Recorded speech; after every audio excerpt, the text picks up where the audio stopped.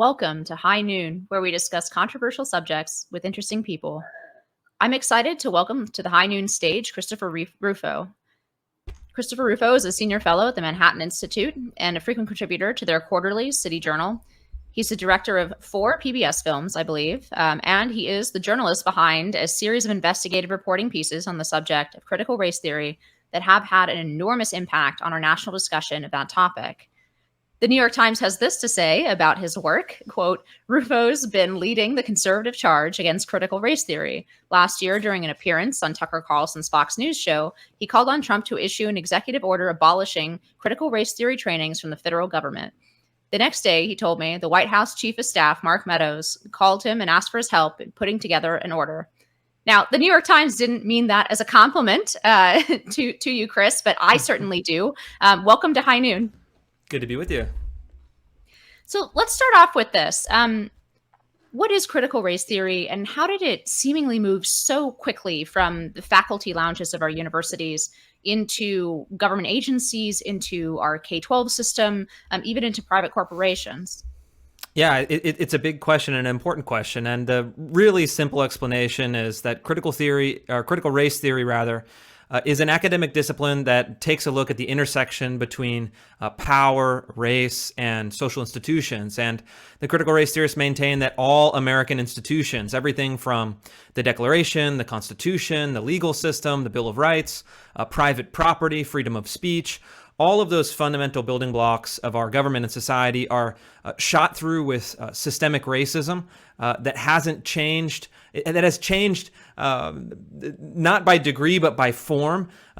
Critical race theorists sometimes make the argument that racism now is just as bad as it was 100 or 200 years ago. It's simply become more subtle, more deeply buried, and more hidden by camouflage. And this idea, which started as a radical academic idea, very quickly has moved through the institutions. And I think for a couple of reasons. One is that it's constructed in a way that manipulates Americans' fear, guilt, and then also genuine altruism, the desire to do good. And it feeds all of these very unstable emotions for most Americans that has made it almost invulnerable to counterattack. So when the critical race theorists or people that are inspired by critical race theory, whether they're HR programmers or diversity trainers or K through 12 curricula designers, they feel in a sense powerless to push back against it. But also, in many cases, they feel emboldened because it's a radical ideology that serves the gratification of a destructive impulse and a really cynical view into our society. You've really been a one-man point of the spear on this issue in many ways, given your investigative journalism work. But you've also been key to organizing some of the legislative resistance at the state level, I guess also at the federal level with the last administration. And then you've also been coordinating a type of legal response to these kinds of trainings, to the infiltration of this ideology in our schools and government agencies and various other places. I mean, could you explain a little bit about each sort of part of your work and how those pieces fit together into more of a comprehensive pushback against this? Yeah, they're all, they're all interlinked. They're all mutually reinforcing. And the pieces that you laid out are exactly it. It's first investigative reporting. I think a lot of people on the right have thought that if we debate these ideas like critical race theory or critical theory more generally, if we debate them, if we expose the faulty logic and the flawed reasoning in a kind of semi-academic debate, that will solve the problem. But in reality, it doesn't work that way. And I think what Americans need to see is not that there's flawed logic or bad reasoning. They need to see the damage that is being done to real people and the damage that is being done to real institutions. So the focus of my investigative reporting has revealed that, where it's saying, it's one thing to understand that there's a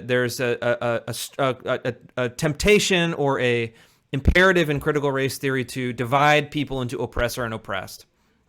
It's another thing to say, in Cupertino, California, third grade elementary school teachers are forcing 8-year-olds to deconstruct their racial and sexual identities and then categorize themselves as oppressor and oppressed. it becomes concrete, it becomes tangible, it becomes real, it becomes emotional.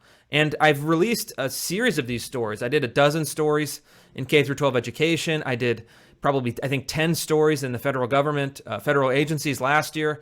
I'm now moving on to corporations. I'm going to be reporting on that in the coming week or two and starting a new series. And it gives people a story that provides a launch point for action. And my stories on education, for example, generated somewhere approximately 250 million media impressions. So this is very concretely changing the entire national conversation, because I'm just building and building and building this body of evidence. The second thing, maybe we can talk about legal and legislative, is really stems from that. It's like a lot of my reporting, to my surprise, frankly, inspired an executive order, inspired legislation, inspired state lawmakers, and then they bring me in on the backside to kind of educate lawmakers on what critical race theory is, what damage is being done, what might be a sensible response, and then I can also be then a cheerleader for these bills that are moving through state legislatures. And finally, on the legal front, I've had a kind of outpouring. More than 100 attorneys said, I want to volunteer to fight this in the courts. And I've assembled now a coalition. We filed 3 lawsuits. I think we'll file another 10 before the year's over. We're going to just absolutely rain down lawsuits on institutions that are practicing these forms of neo-racism. And we're not going to stop until we get to the Supreme Court and until we get a very clear precedent that these programs are not only morally and intellectually bankrupt, but they're actually a violation of existing constitutional law. What is the legal theory there that I know that you're arguing that they're both a violation of the 1964 Civil Rights Act and that they're a violation of the 14th Amendment. Could you maybe expound a little bit on the outlines of those legal arguments? Yeah. I mean, that's essentially right. And, I leave it to our brilliant legal scholars to pull up the precedent. But in very simple terms, we're fighting on three fronts. A First Amendment, on First Amendment grounds, basically saying when public institutions, especially in an educational setting where students are there, they're compelled to be in school. On First Amendment grounds, they're compelling speech that violates the right to conscience, that violates people's basic dignity. So the government can't compel speech, especially discriminatory speech. So that's a violation of the First Amendment. We have a case in Las Vegas, Nevada that is looking very good, that is making that argument. Then there's a 14th Amendment argument where you're saying, well, if you can't treat people of different racial groups, you can't treat them unequally. People have a right to equal protection under the law. And some of these training programs in corporations and government and schools explicitly discriminate and treat people differently on the basis of race. So there's a violation of the 14th Amendment. And then the U.S. Civil Rights Act, a similar theory. These programs that perpetuate in racial stereotypes constitute a form of racial harassment and again violate the basic tenets of the Civil Rights Act of 1964. I know there's Title VI cases, Title VII cases, depending on the institution. And we feel confident in all 3 of these arguments. And I'd like to see all 3 of them go to the highest court and place these very reasonable restrictions on some of these programs that are just, frankly, kind of maniacal and out of control and serve no purpose for achieving a broadly held conception of racial justice. They really are toxic, divisive, destructive, cynical, all of these things that we want to, all of these adjectives that we'd prefer not to describe our public institutions with. So you've mentioned Las Vegas, Nevada, and Cupertino, California. Have you seen that some of these either training programs or incursions into the K-12 system are limited to blue states or blue cities? Because sometimes I get pushback from folks and they say, well, that might be the case in crazy San Francisco, California, Bay Area where you grew up. I believe you're from the Seattle area, right? That might be the case in these crazy blue cities, but here in a rural area or here in a red state, this is not so much of a problem. I mean, do you have examples from more moderate or even conservative areas or districts where some of this is nevertheless happening? Yeah, a lot. I mean, it's absolutely everywhere. I reported on a story in Springfield, Missouri, where a middle school was forcing teachers to locate themselves on an oppression matrix, and then telling white male Christians that they were inherently oppressors, and then racial, ethnic, religious, and sexual minorities that they were inherently the oppressed. I know Texas just had a big election about this. In multiple school districts in the state of Texas, they were pushing critical race theory onto kids in a very aggressive way. And I get emails every day. I mean, I get hundreds of emails a day sometimes of people all over the country saying, "Oh, this is coming to my school districts in Kansas or Illinois or New Hampshire or Arkansas." I mean, truly everywhere. And it's, I think, in part because the graduate schools of education that train teachers and the big state teachers colleges, this is their main program. This is their the main item at the buffet for teaching teachers. And a lot of the times, the young teachers especially don't even know that there's an alternative. They don't even know that there might be a problem with this. They don't even know that there is anything different, because they've been put through an ideological program at the state university systems that has put this front and center as the primary pedagogical tool to use to achieve this idea of social justice. Yeah, one of the things that really stood out to me about that Texas case that you mentioned, where a community really did fight back and organize, and then ended up electing new school board members that were opposed to implementing a plan to, to put some of this critical race theory stuff into the school district. I noticed that after they said that it was 3 times higher, turnout was 3 times higher in those races than it was normally. And what that 3 times higher was 14% turnout. This has been a problem for a long time in school districts. We talk about public schools being democratic in some way, as though they're democratically controlled, but oftentimes that means 4, 5, 6% turnout elections that are very easily controlled by a minority view, as long as it's well organized.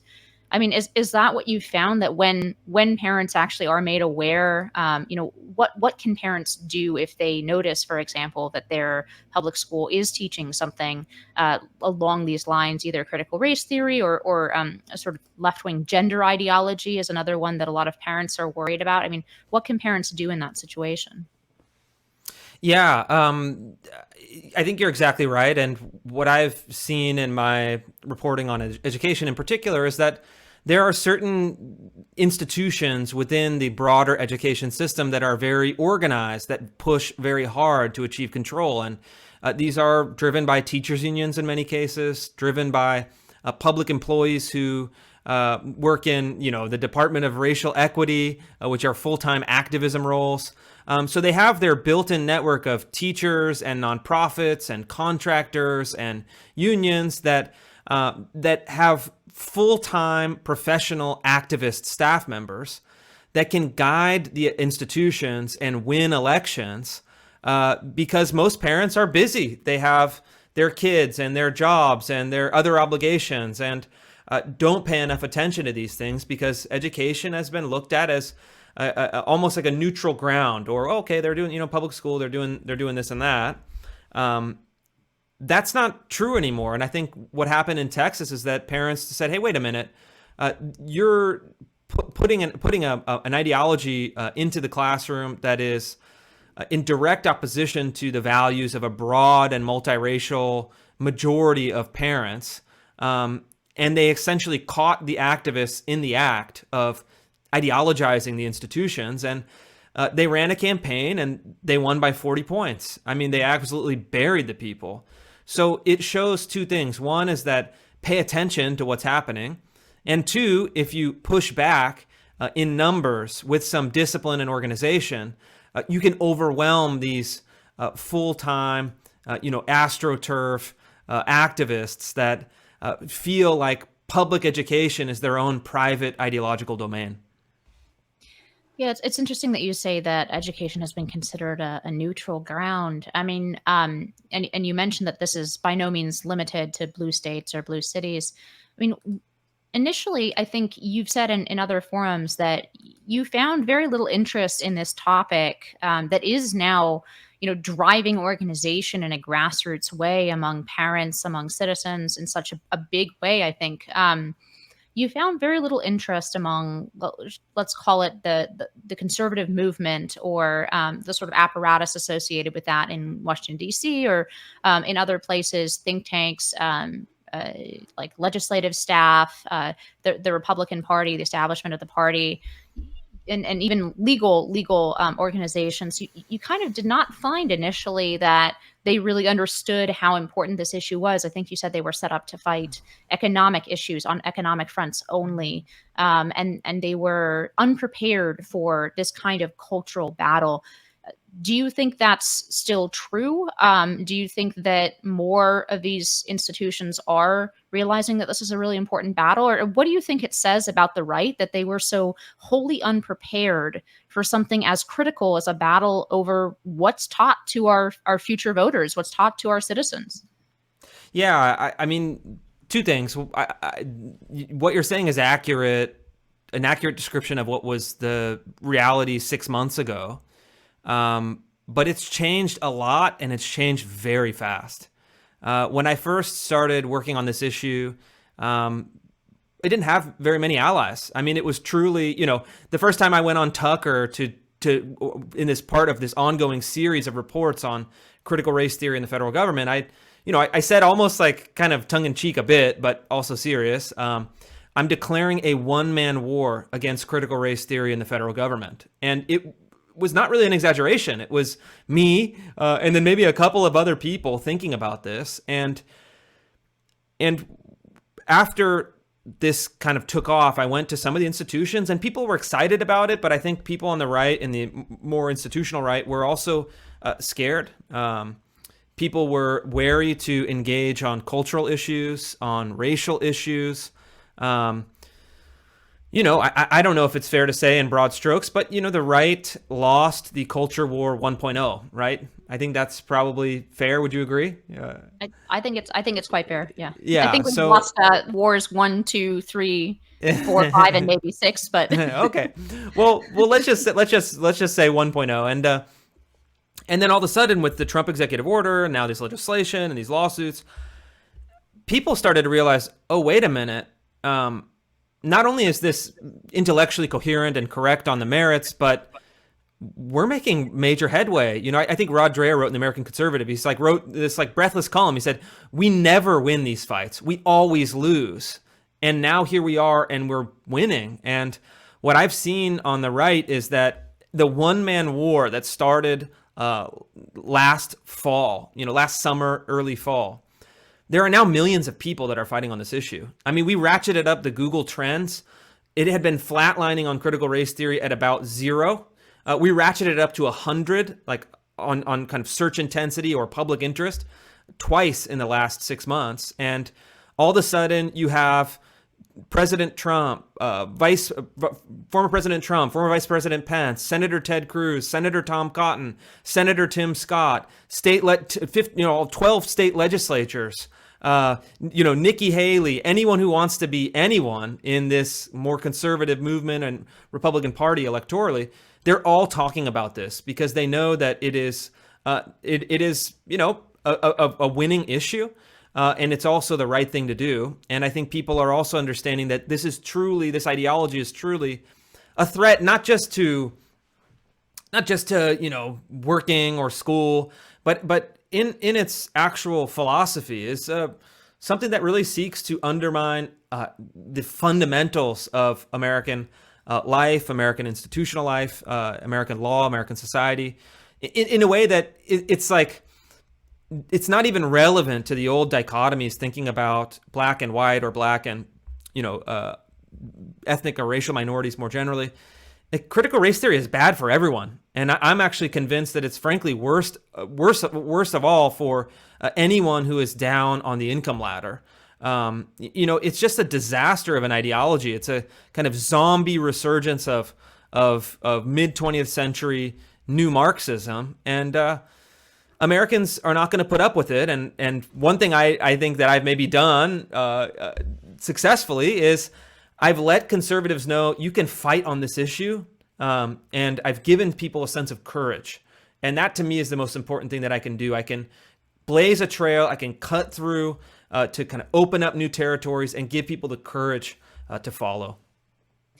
I totally agree with you that there's kind of a class element to this, and maybe a type of Charles Murray argument where some of this jargon or the ideas involved are working out quite well for people with PhDs or people who are some of these folks who are making enormous amounts of money as consultants and working in DEI sections of every major corporation. But it's being used against the average American, even as a matter of class, right? I'm thinking here of the episode at Smith College, right? Where if you are an employee of the university and you're accused of racism, even without evidence, even though it's not true, even though the investigation might find that, the situation was misinterpreted, you're really on the chopping block, right? And on the flip side, it seems like this kind of language or jargon has become a type of class marker or a virtue signal to prove that you're of a certain quote unquote educated class, right? Does the elite nature of wokeism and critical race theory, do they make it those ideologies more or less powerful? Because obviously they're engendering, to your point of optimism, they are engendering a very broad-based backlash, and yet they still hold the heights of what seems like nearly every institution in American life, right? They hold the newsroom of the New York Times, and they hold the universities, which they've held for a long time. They hold most of the bureaucratic institutions, whether those are government agencies, right down to public schools. What I guess, is it a strength or a weakness, or both of these ideologies, that they really do seem to be top down? They really do seem to be in use primarily by the elite against those who might be lower on the income scale or generally have less cultural power. Yeah, I mean, it obviously when you control elite institutions, that's an advantage. You're in a position of power, but there are two things that cut against that give me hope for optimism. One is that, I mean, it's a fake ideology. I think a lot of the people who are even supporting this and even kind of repeating its slogans and phrases don't actually believe it. I think a lot of people are intimidated into repeating it in an almost Soviet or Maoist style call and response with elite institutions, where you're supposed to say X, Y, and Z, so we say X, Y, and Z, but privately we're not so sure, and we're not going to actually change our behavior to align with our publicly professed ideology. I think you get that a lot, where you have elites that preach all of these values and practice none of them. So in a way, it creates an opportunity for us to not only expose hypocrisy, which I think is like almost a waste of time. It's like a sugar rush strategy, but to actually use it against people who are saying things that they know are false. You're automatically exposing yourself to some strategic risk by doing so, and then I think these things can crumble as well. Like when you have a fake ideology that is perpetuated by fake institutions to solve, kind of to solve social scientifically derived fake problems, right? We have real problems in the United States, including racial disparities, if you look at the racial outcomes.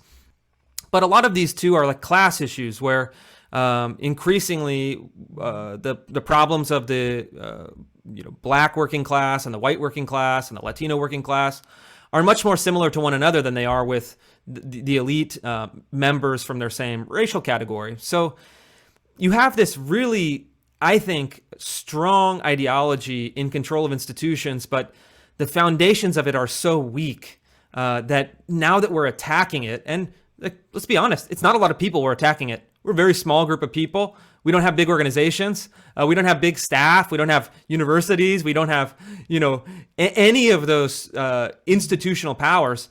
And we're absolutely demolishing these people. I mean, it's frankly fun and awesome and exciting and an adventure. And we're giving people a sense that you can tear this fake building down. And I think we're successfully doing it. I really sense a shift in momentum. I sense that the critical race theory kind of defenders and propagators are very much on the defensive, and that we're doing real damage to them in almost David versus Goliath power imbalance. And to me, that makes it a sign that we are we're being successful and that we are pursuing the right strategies. So let me ask you then a cynical Slavic style question. What happens when Goliath really starts to recognize that you're doing damage, and that some of this pushback is doing damage? It seems to me that the way that you're organizing this, which is fantastic, this legislative, legal, and investigative journalism fronts, plus a big media presence and gathering stories from all over the country. This is the way to organize this. If you believe in one fundamental premise that I'm sort of teetering on, which is that if you start to be really seriously successful, all those institutions that we just talked about are going to still play by the rules. But what we saw in the last 4 years of the Trump administration, whether people love him or hate him, has been, I think, almost the theme of the Trump administration has been institutions stepping outside of what have been, considered the rules of the road for American institutions for, decades, in some cases centuries. So just to list a few examples of what I'm talking about, right? We had an important election story published by a well-regarded newspaper, the New York Post, yanked off of social media just a couple weeks before an election. We had government agencies leaking sometimes false information that resulted, or edited information that then resulted either in media firestorms or sometimes in the case, actual impeachment charges. We saw intelligence agencies really involve themselves in an overtly political way into the political process in a way that was wildly inappropriate, or at least would be considered wildly inappropriate. And I feel like they all did that because they felt, this guy, love him or hate him from the, sort of policy perspective or even personal perspective, this guy is really going to append the power cart here. And we better make sure that doesn't happen. I mean, what makes you, think that this, if we call what you're building maybe an army, metaphorically, of course, an army to oppose these institutions and the ideology that they're pushing, is it an army we need or an insurgency, like a guerrilla insurgency? Because what makes you so confident that they won't find a way to disappear all of this stuff, that they won't find a way to step outside of the boundaries of what was considered appropriate behavior for American institutions and just find a way to sort of cut off this movement at the knees? Well, I think I disagree, maybe in a fundamental way, with the premise of your objection. I think that I don't think that the last 4 years showed that at all. I take away a totally different lesson. I mean, the fact is that even with social media censorship, which I disapprove of, right? I think it's bad. Americans have so much more access to information now than 20 years ago or 40 years ago. You have Twitter, Facebook, blogs, podcasts, websites. It used to be 30 years ago that you'd watch ABC, NBC, CNN, Fox News, that's it. Critical race theory would never have made the news in a lot of cases without some of these new tools. So I think even with things like the New York Post censorship, Trump censorship, we still have an information environment that is vastly more abundant than it has ever been in our history. and their ability to reach people with new ideas is still greater than we've ever had it. Second, yeah, the federal government, bureaucracy, intelligence services, career bureaucrats fought against Trump administration. I mean, that's happened forever. Look at Nixon. I mean, look at, even the founding. I mean, look at when we had a tiny bureaucracy comparatively 100 years ago, 150 years ago. That's politics in Washington, D.C. And then look at Trump. I mean, I think if we're really honest, it's easy to blame all of these people taking Trump and unfairly maligning him and giving him negative media coverage. But I mean, I think he kind of blew it too, right? He bears a lot of responsibility. He had 2 years where he had the presidency in both houses of Congress, and he wanted to pass a corporate tax cut. I mean, he came into office with a certain set of priorities, but didn't actually end up pursuing them in a way that was really sophisticated. I almost feel like, looking back, it almost seems like they got into office and they're like, oh God, now what do we do? And then they look to the kind of establishment, Republicans in Congress to set the agenda. And all of those things add up to me to opportunity, which is we need to have the intellectual framework. We need to have the kind of ready-made plan. Next time that power shifts, here are our priorities. Here's how we're going to get it done. Here's how we're going to fight the bureaucracy. Here's the communication strategy that is not going to, fall into the media's traps. Here's an actual way to get these important things done in a way that is more sophisticated, more analytical, more rigorously planned, and then better executed at every step of the way. I still think all that's very possible. And I voted for Trump in 2020. I obviously wanted him to win. Disappointed that he didn't. But, things shift. People lose elections. And 2022, 2024, a lot of things can happen. So I'm very much optimistic at the federal level for the years to come. Speaking of that plan that you want to make sure is in place if we get another political opportunity then to execute on that plan, it seems like to me that you're very well coordinated and sort of holistic work on this, the integrating the legislative, the legal, the media angle, all of that, and the state and federal levels. This has been very much the exception to the rule in terms of pushing back against this dominant narrative. And I think that's in part why it's been so successful. Your work has been so successful and has notched real wins in a way that, a lot of folks have worked their whole lives in a particular issue and never managed to notch the kind of wins that you have in a relatively short period of time.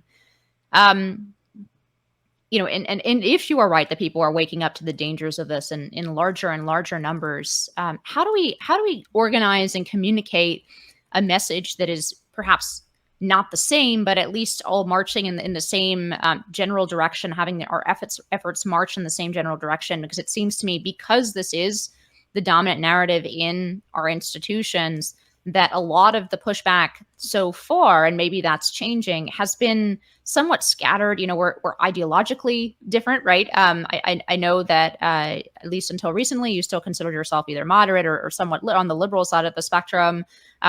Conservatives obviously oppose this for their own reasons. There's elements of the left that oppose it. We're all sort of a grab bag, and individuals oppose one aspect of this or another. We're kind of in the dictionary definition of the sense of this word. We're reactionary, right? We're reacting to this dominant narrative rather than organizing as you have and sort of, in an organized way, advancing the ball on all different levels. I mean, how do we get the entirety of this movement, if you want to call it a movement, to coordinate in the way that you have with your work? Yeah, I mean, I think it is a movement. It's become a movement to my great surprise. I never thought I would be leading any kind of movement, but that's what's happened. And I don't know. I mean, I don't want to draw, too much from my own kind of personal experience with this, but I think some things that have been helpful, lessons that could perhaps be applied to more organizations, is that institutions, conservative institutions, think tanks, policy shops, political organizations, et cetera, have to really rapidly modernize how they communicate.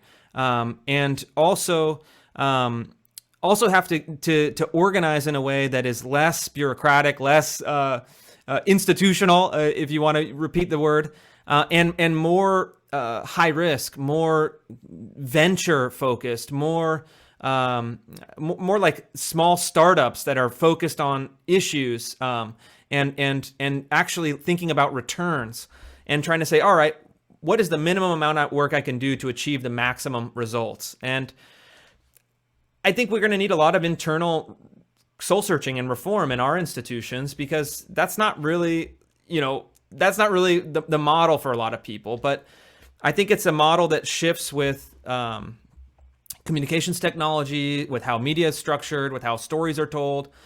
We really have to get much more sophisticated. And this little project I've done, I'm very narrowly focused on one thing, been working on it for a while, like a little short of a year. I'll probably do another year on it and then move on. But, it's been two people. It's been, me and a research assistant, and that's it. Very small budget, tiny team that makes partnerships with other institutions. And I just think that's got to be how we think about it, is how can we deploy these small teams that are focused on generating maximum results, and then networking those small teams within a broader infrastructure. And luckily, on the positive side, I think a lot of conservative institutions are starting to realize that, starting to embrace it, starting to think in this different way, and are getting excited about it. So I think that we should encourage reform, encourage adaptation, encourage advancement, encourage experimentation, encourage risk-taking. And how can we reinvent, conservative institutions, think tanks, etc., in order to actually win and get results and move the ball forward and put out something that is exciting for people to participate in, that people can be proud of associating with, and people feel a sense of thrill and excitement, a sense of risk-taking and adventure, and fun. And I think also fun. We got to enjoy it too. And that's one thing that I think is an attitudinal question, where it should be more fun for you to join our team of ragtag rebels than their team of cynical, pessimistic, ill-fitting suited, bureaucratic, jibber jabberers that repeat these buzzwords incessantly, like computer programs. I mean, we have an easy enemy to fight, and let's cultivate an identity and a sense of fraternity or solidarity that is inspiring for people, that calls people to courage, and actually then has fun in its victories. Do you think that your background as a filmmaker plays into you seeing the issues this way, and looking at how to really utilize media, how to make it fun, how to, create a sense of solidarity, what you're saying, how to tell these stories in a concrete way that still, inspires people to be courageous and act? I mean, do you think that your background in as a filmmaker has helped you understand how to do that? Yeah, I think that's probably right. And sure, like, did I learn a lot about media, communication, storytelling, character, emotion, narrative? All of those things are kind of the tool set of filmmaking. Production, visual communications. I think those are all tools that helped. But one thing that was great about my former filmmaking career, that I've kind of let go of at this point, is that I got to actually go out into the world and seek that adventure that we're talking about. I graduated from Georgetown. A lot of my colleagues my classmates were investment banking or consulting or government service or law school or whatever. Now they're all in DEI. Capitol Hill, DEI, whatever. I mean, all of it, right? And I was so, like, I just was horrified by that path. I just rejected it, couldn't handle it. So I set out on, like, an actual adventure. I traveled to 60 plus countries around the world. I made films in conflict and post-conflict zones. I traveled with nomadic tribesmen. I did I mean, looking back, actually, a lot of dangerous stuff too. But truly, and pushing myself to the limits of that experience, and consequently, you come back and you're, I'm working on critical race theory. This seems like kind of not even a big deal, not scary, not a lot of conflict, not very dangerous. I'm like writing and talking on TV, but I think that it requires that same spirit of entering new territory and going into fights where no one has fought it before, or going into intellectual territory where that has been dominated by another set of people who are opposed to you, and then trying to navigate that. And I think that attitude and that spirit has served well, has gotten people out of the rut of what is politics, what is think tanking, is it writing the 87 footnotes in a policy paper, and then just lighting it on fire? No, we can actually re-envision how this whole process works and how we attain influence in the intellectual and creative and political process. Yeah, one of the reasons I'm so proud to work with IWF is I think that we think exactly along those lines. We do have some very short white papers, but we are really geared at putting out that information in any way possible, talking out through the media, and really trying to convince. I think too much of the political sphere really is often writing or speaking or performing for a group of people who's maybe a few hundred people, and those people have a lot of influence.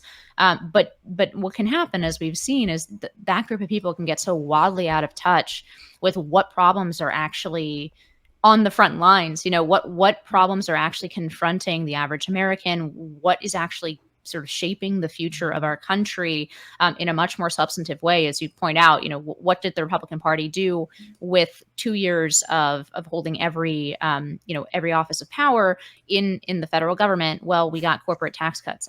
I like more money.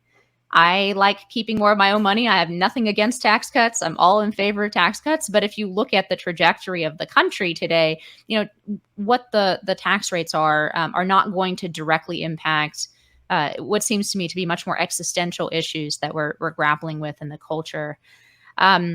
So do you think that all that traveling that you did, and all of the situations that you found yourself in, did it give you two things? One, an appreciation for the American system that you think perhaps, obviously the folks in the critical race theory world, or Ibram Kendi says we're stamped from the beginning, right? We our institutions have always been shot through with racism. In fact, institutions like due process or the Bill of Rights, these are just covers for is what is essentially, in his view, white power, white supremacist power. Did traveling around the world and engaging with all kinds of different people, both at home and abroad, did it give you maybe a sense of perspective on the American system and how we are different from the rest of the world? Yeah, it definitely did. I mean, I spent a lot of time in Europe. I'm a European citizen by birth. And so you can compare it to Europe, which is like this vaunted, Europeans do everything better, if you believe some people. And it's like, well, there's trade-offs. The European system has some advantages, some disadvantages compared to the US. And then you travel to stuff like Kazakhstan and Kyrgyzstan and Turkmenistan. And they're the most like crushed, depressing, just absolutely dreary and awful governing systems. And you start to think, oh, wow, there's actually a wide range of outcomes for societies. Or, you travel in China and see the Chinese system. And so I think in a sense, yes, gives you an appreciation for the American system. But I also did a lot of traveling within the United States. I did a film for PBS where I spent years in America's poorest neighborhoods and cities. And so you get a sense of how rough life can be in the United States, which is another perspective that I have. And really, I think what motivates me in a large extent on critical race theory is, I spent 5 years directing a film for PBS, about 3 years of field work in one of America's poorest white working class neighborhoods, America's poorest urban Black neighborhoods and one of America's poorest Latino and multiracial neighborhoods in Stockton, California. And I got to know people very well. It's like I'm there when I'm there, in the filming the casket closing when someone's son gets murdered. I'm there at the birth of a ex-felon's child. I'm there in all of these really intimate moments in people's lives, and really getting to know these communities, really getting to know policy, really getting to know people's stories. And then you compare all those things that I learned, again, across all racial groups, across all the largest racial groups in the United States, and getting a sense of what do they think is the problem, what's kind of preventing them from achieving their potential, what do they hope as a solution, or what do they hope, what problems are they hoping to solve, and how. And then you look at critical race theory, which is so detached from the experience of actual poor and marginalized people of all racial backgrounds. I mean, it's just preposterous. It seems like almost like a moral crime that people who claim to speak on behalf of the poor, the dispossessed, the racial minority are putting together a set of analyses and then solutions that are so detached from actual life. It could only be written in a cloistered academic environment that, in my view, and I've written this in a paper for Heritage Foundation, if these solutions were implemented, and to the extent that they are implemented, are actually a disaster for the people that they're designed to help, which gives me just a sense of passion about this because, opposing, paradoxically, right? I mean, it's kind of almost strange to say, but opposing critical race theory is protecting the poorest and most vulnerable people in the United States. I believe that 100%.